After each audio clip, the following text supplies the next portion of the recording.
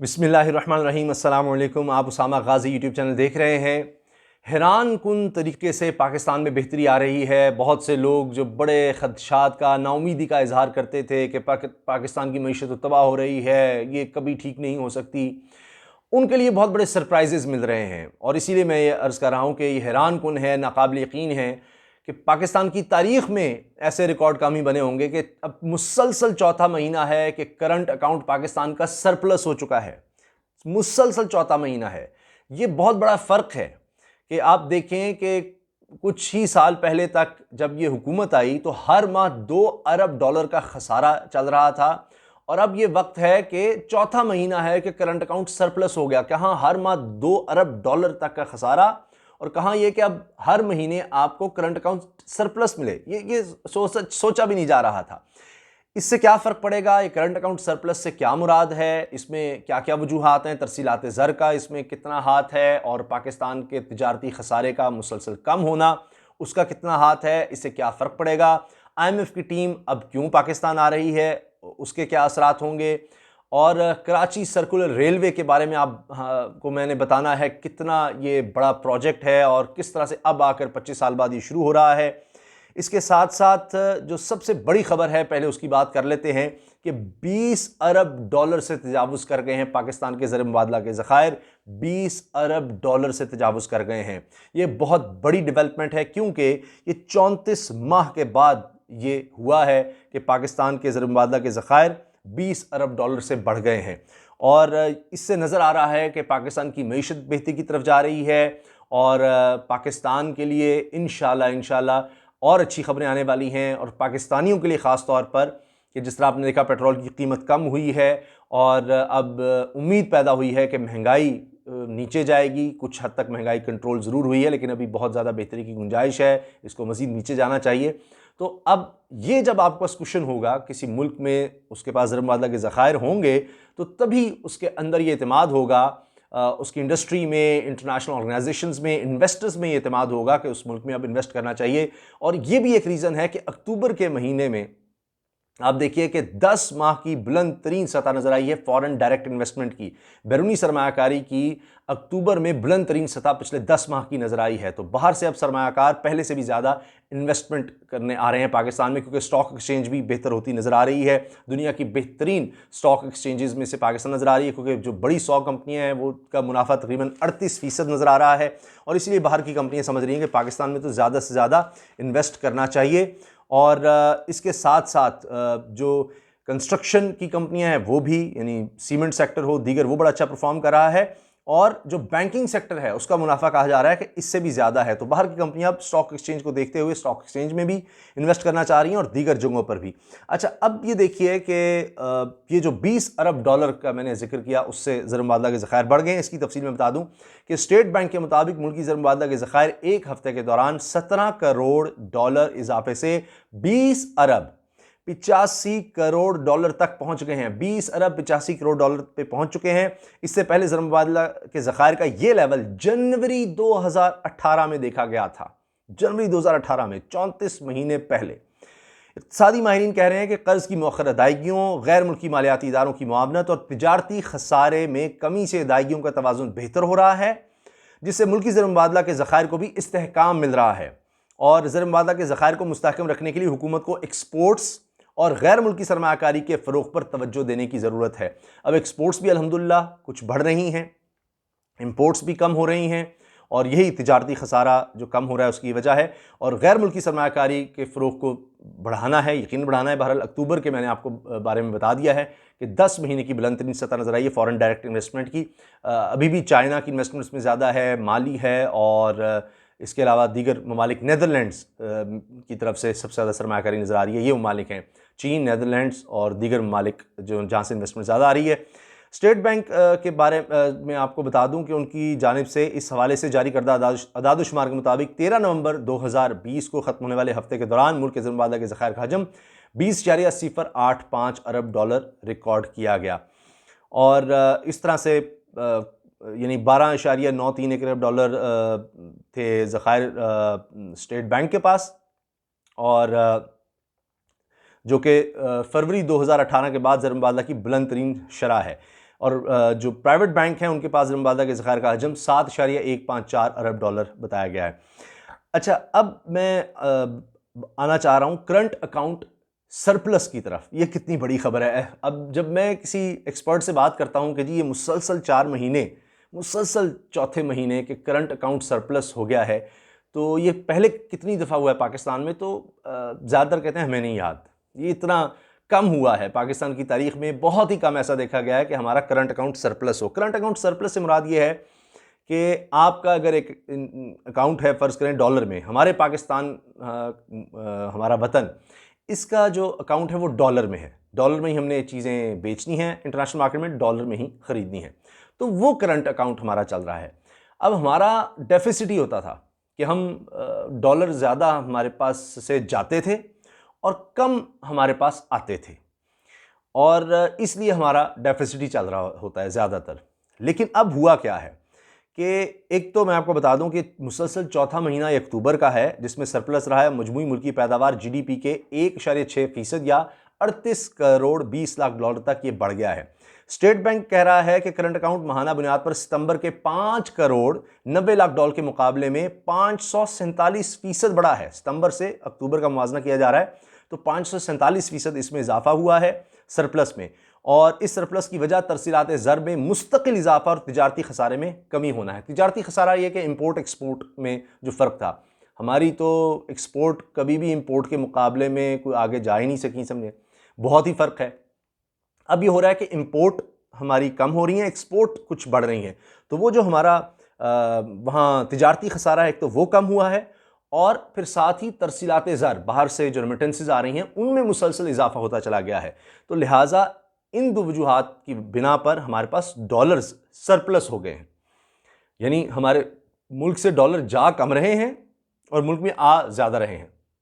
तिजारती खसारा अब भी है हमारी, अब भी इंपोर्ट्स और एक्सपोर्ट में हम यूँ समझिए एक्सपोर्ट्स कम है, इंपोर्ट्स ज़्यादा हैं, लेकिन तरसीलात ज़र जो आती हैं, रेमिटेंसेस जो आती हैं, उनकी वजह से हम अब, और जो पहले से ज़्यादा आ रही हैं, हमारा करंट अकाउंट सरप्लस हो गया है।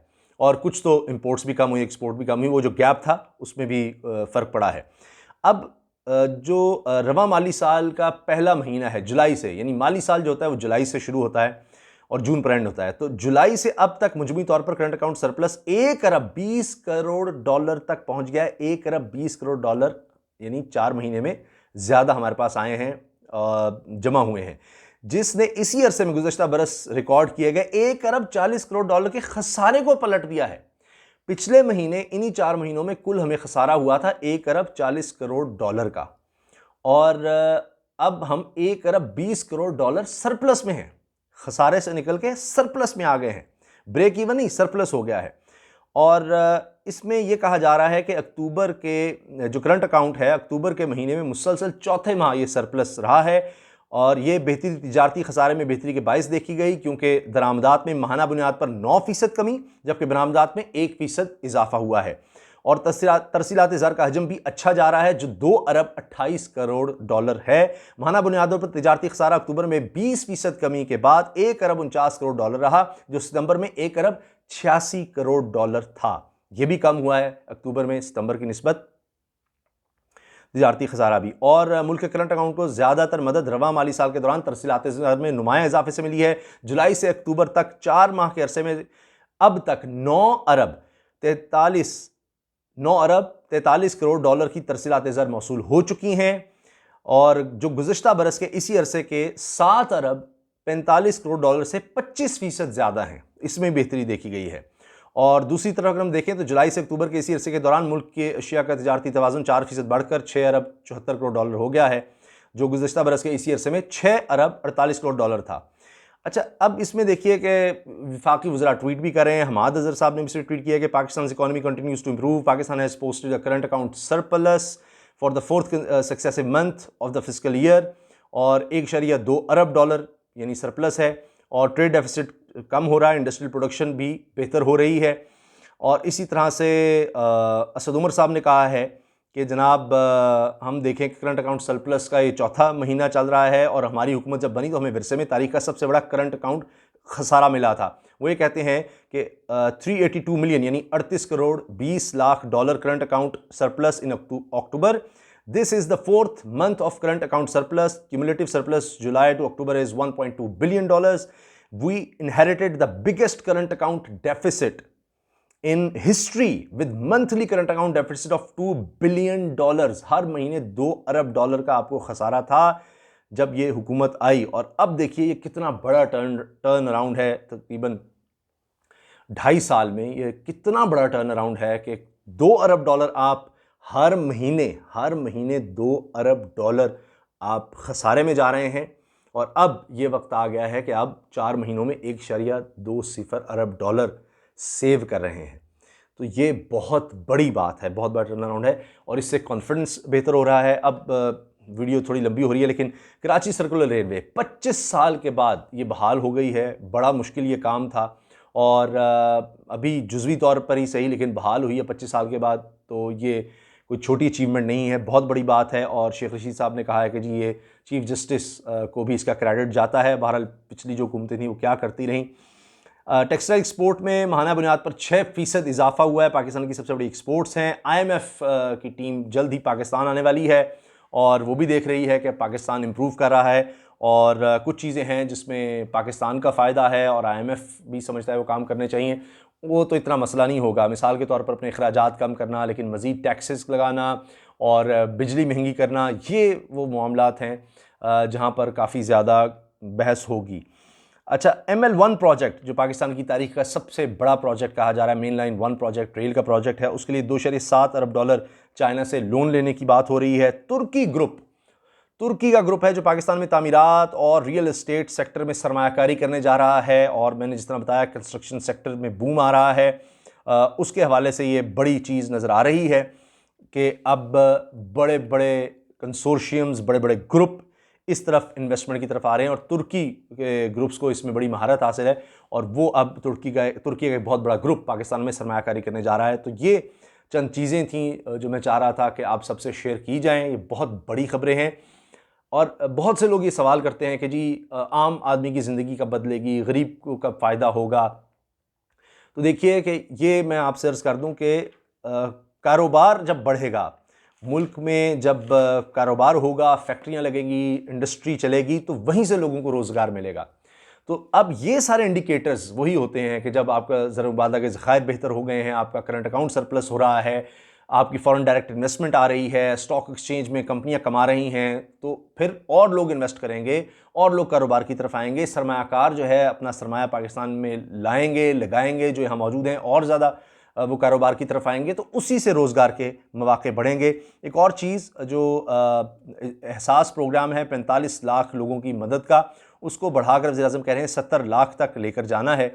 और ये अब जो गरीब तरीन लोग हैं मुल्क में, उनकी बेहतरी के लिए अब इसको हमने बढ़ाना है। ये चीज़ नज़र आ रही है। फिर हुकूमत कह रही है कि हमने हज़ारों किस्म के रॉ मटेरियल पर टैक्स ख़त्म किया है, बिजली और गैस पर सब्सिडी पीछे दी, इसी वजह से कि कारोबारी माहौल जो है आसान हो। और 250 अरब पिछले साल, और इस साल भी 128 अरब रुपए रिफ़ंड दिया है कारोबारी लोगों को जो रुके हुए थे उनके, ताकि वो फिर ज़्यादा इन्वेस्ट करें और इस तरह से वो कारोबार में आएँ, कारोबार फले फूले उनका, और ज़्यादा वो लोगों को मुलाजमतें, रोज़गार के मौके दें, ताकि इससे फिर बेरोज़गारी का ख़ात्मा हो। तो ये अर्ज़ करने का मकसद ये है कि ये जो इंडिकेटर्स कहे जाते हैं ये ऐसे नहीं होते। पूरी दुनिया में आप देखें तरक्की याफ्ता ममालिक इसी हवाले से, इन्हीं इंडिकेटर्स के हवाले से जाने जाते हैं कि कितने उनके पास ज़र मुबादला के ज़खायर हैं, कितनी उनकी कमाई है, एक्सपोर्ट कितनी है, और फिर इस तरह से उनके पास करंट अकाउंट उनका किस तरह का जा रहा है।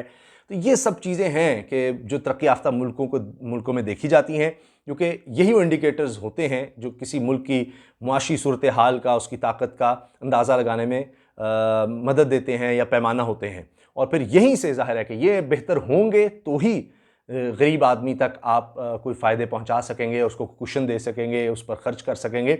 अगर यही इशारे ख़राब होंगे तो बड़ी मुश्किल सूरत हाल होगी, और IMF जैसे इदारों से निगोशिएट करना और ज़्यादा आपके लिए मुश्किल हो जाएगा। तो अब सूरत हाल अगर बेहतर है कुछ, तो IMF से मुज़ाकरात में कुछ बातें मनवाना निस्बतन कम मुश्किल होगा या थोड़ा आसान हो जाएगा। अल्लाह करे कि इसी तरह से अच्छी खबरें आती रहें। अल्लाह ताला हमारे इस प्यारे वतन को सलामत रखे और अपने ज़ुमान में रखे इसके सब रहने वालों को, और तेज़ी से इस मुल्क को अल्लाह ताला तरक्की अता फरमाए। अल्लाह हाफ़िज़। पाकिस्तान जिंदाबाद।